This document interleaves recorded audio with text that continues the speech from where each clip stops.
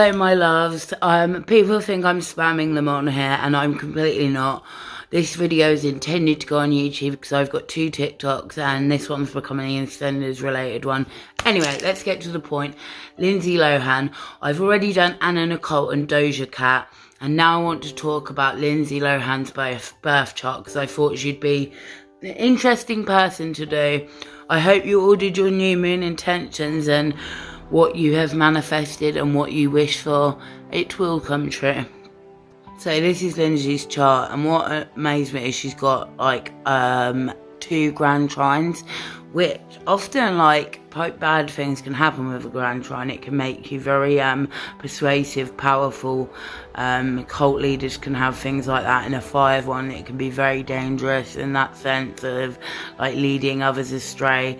And there's things I could say on here, but I don't want this video to get banned. So for entertainment purposes, and allegedly, it's been alleged that Lindsay Lohan is a yachter, and she got her younger sister into stuff such as yachting and let's say substances.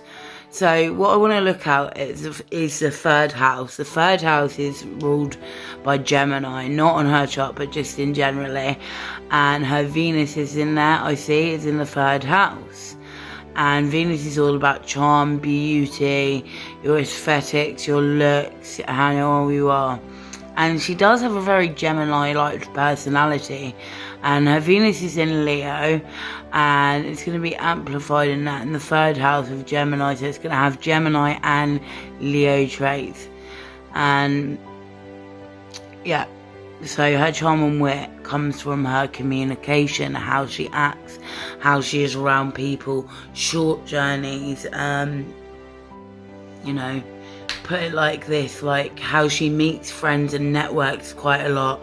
One person, I was listening to their podcast and they said that their ex went out with Lindsay Lohan, but she wasn't jealous because he just said how charming she was, and like it wasn't even just about the looks. Like some people just have charm in their personality, and it doesn't matter what they look like, that overrides beauty any day. So yeah, here you go. And the ascendant is on Gemini with Chiron there in the 12th house. I know that's like Chiron in the 12th house. Gemini, another Gemini influence. So pain comes from Gemini, but also I see that love comes from the Gemini aspect in this chart.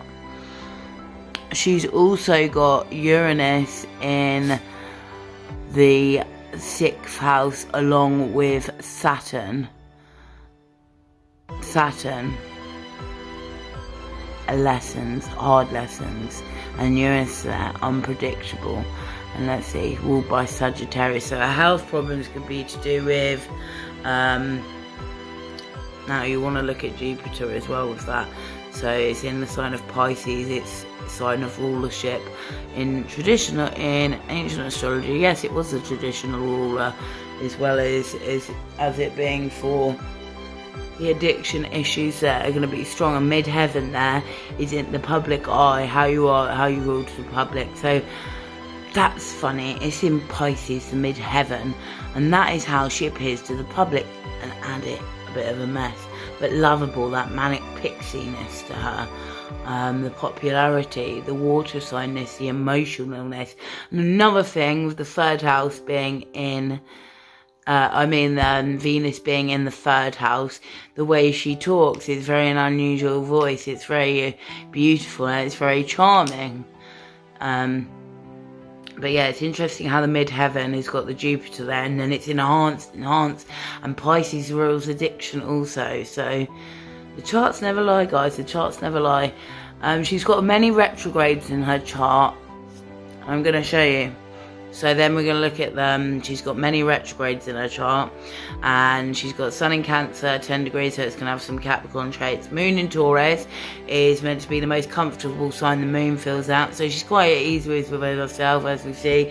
She's very comfortable in her own skin in a lot of ways. She can't be completely because she has abused drugs and she's a sex addict and everything like that. Mercury is in Leo, and Mercury doesn't like to be in Leo so much. It's a bit too forceful, it's a bit too out there. Grand example is Courtney Love. they just won't take no for answer. They're always right. It's a hard one to have. Venus in Leo, beautiful, beautiful, very generous too, they are. And then she's got the Mars in Capricorn, but it's in retrograde. And what have I said about retrograde? They're going to either enhance that masculinity from Mars and Venus, or they're going to like can take it the other way, and they're not going to feel so comfortable in that.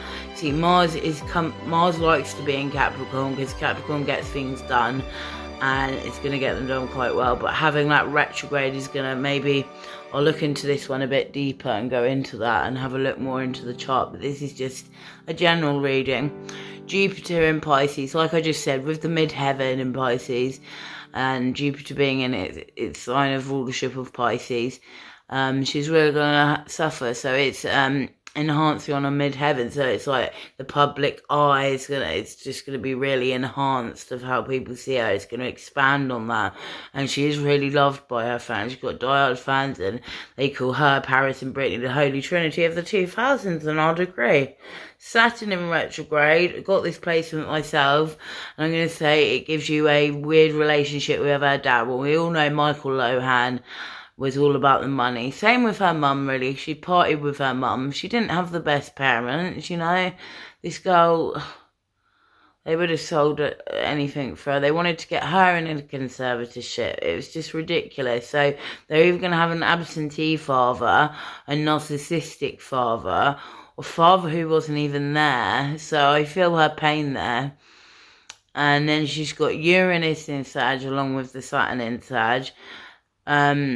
In retrograde. See, I've got all those 3 planets in retrograde, and I don't quite understand them. It just gives that opposite energy, and it's just like not working so well. And like I said, she's got Saturn and Uranus in the 6th house. Health problems like can come out of nowhere with Uranus because of its unpredictability. It could be, and because I said it's in Sagittarius, where it was in her chart, the 6th house. Overlapping between Sagittarius and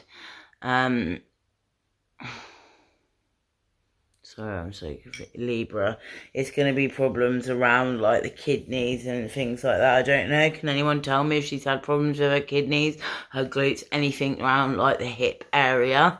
I'm not too sure. Neptune in Capricorn. See, a lot of people in Neptunians who were born around this time and had that conjunction going on there. But see how many retrogrades there are. There's like Pluto as well in Scorpio in retrograde, Chiron, and then ascendant in Gemini. I didn't look at the reliability on this site, but because I feel like sometimes have said that she's an Aquarius ascendant, but I could be wrong with. And then look, Moon was in a waxing crescent. The 3 modes are equally distributed perfect. So she's very good. She's very good at like doing her PR and representing herself, and very like wise beyond her years. But I guess that comes with the territory of what she's gone through. And the amount of aspects she had, like I said, the 2 grand trines, the 3 yards, the T-square. Many planets are in retrograde. See Mars, Saturn, Uranus, Neptune, Pluto, North Node. Like your North Node, most of the time it is going to be in a retrograde. It's very rare for it not to be. And then look, the odd occurs the most total of 3 times.